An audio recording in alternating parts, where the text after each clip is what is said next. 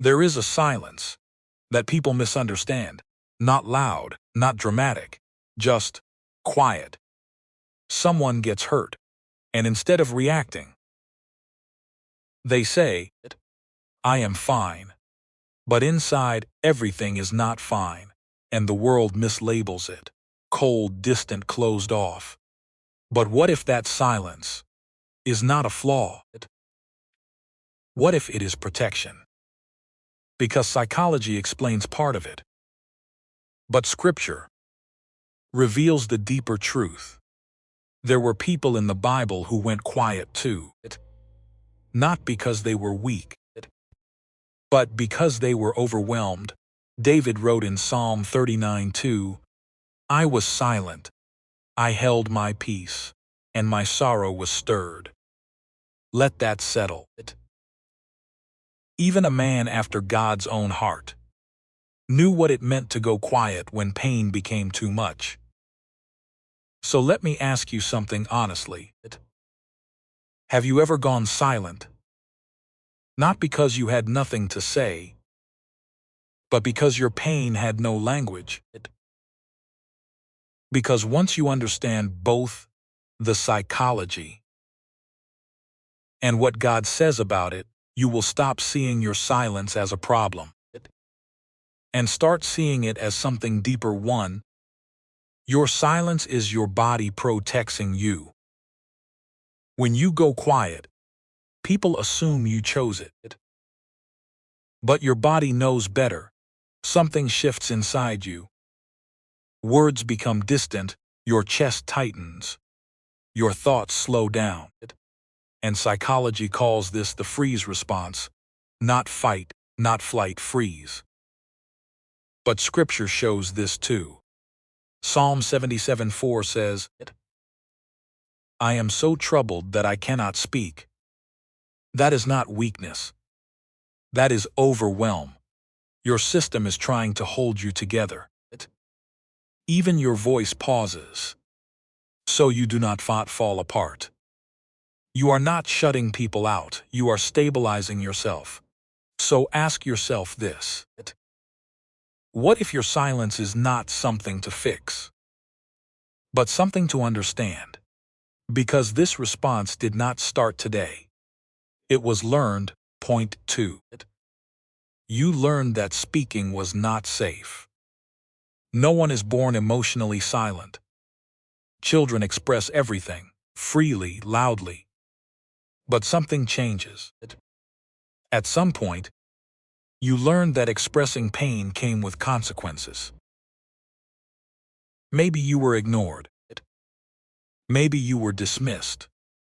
Maybe your vulnerability was used against you. So you adapted. You became quiet.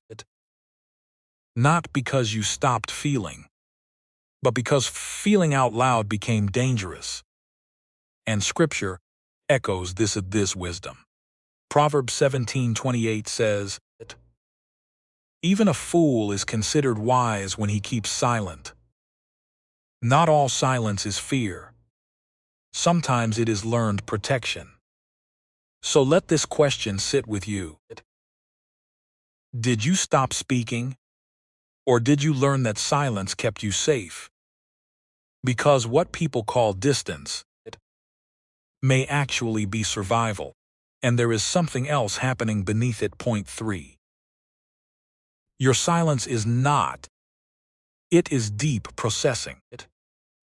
From the outside, it looks like nothing is happening.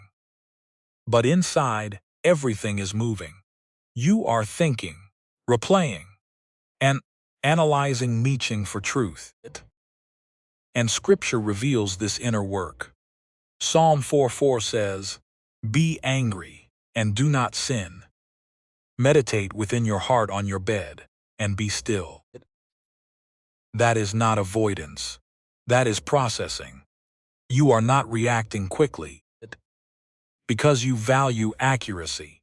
You do not want to speak from confusion. You want to speak from understanding.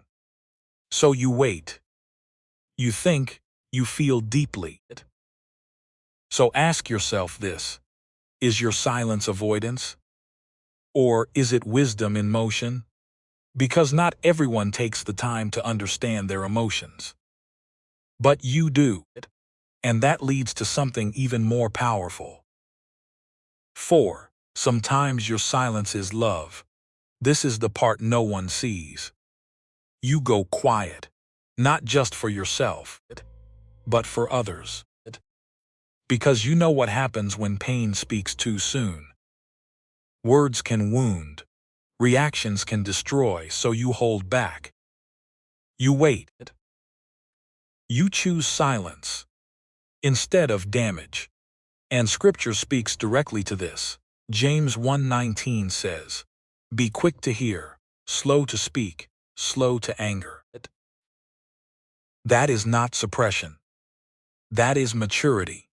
You are protecting the relationship, even when you are hurting. So let me ask you honestly.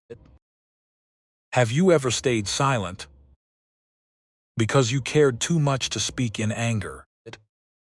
Because that is not weakness, that is restraint. But here is where it becomes painful. 5. You are often misunderstood. When you go quiet, people push. They demand answers. They feel rejected.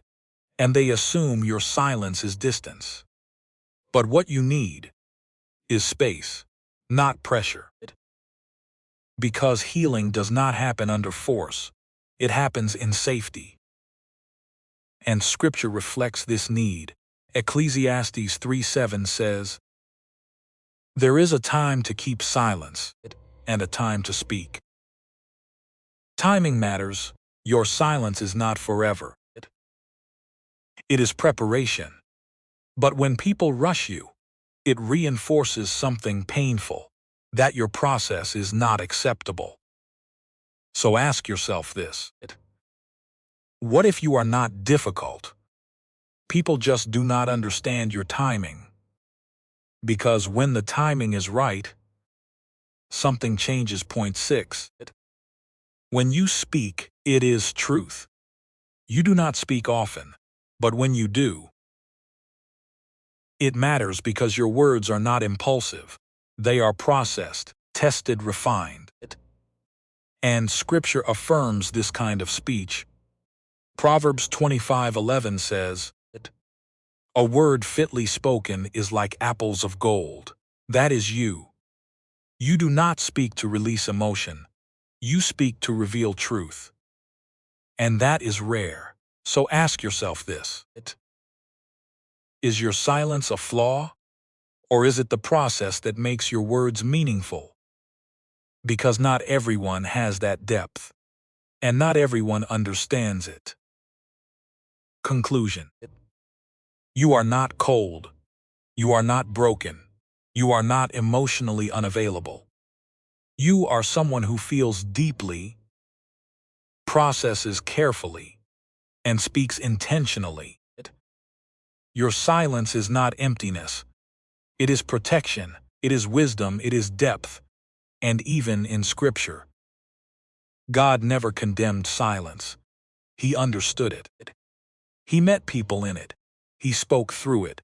Psalm 46:10 says, "Be still and know that I am God." So maybe your silence is not distance from God. Maybe it is where you meet Him most clearly. So here is the final question. Will you keep seeing your silence as something wrong? Or will you begin to see it as a place where healing begins? Because when you understand it, you stop fighting yourself, and you start listening, and sometimes God speaks the loudest in the quiet.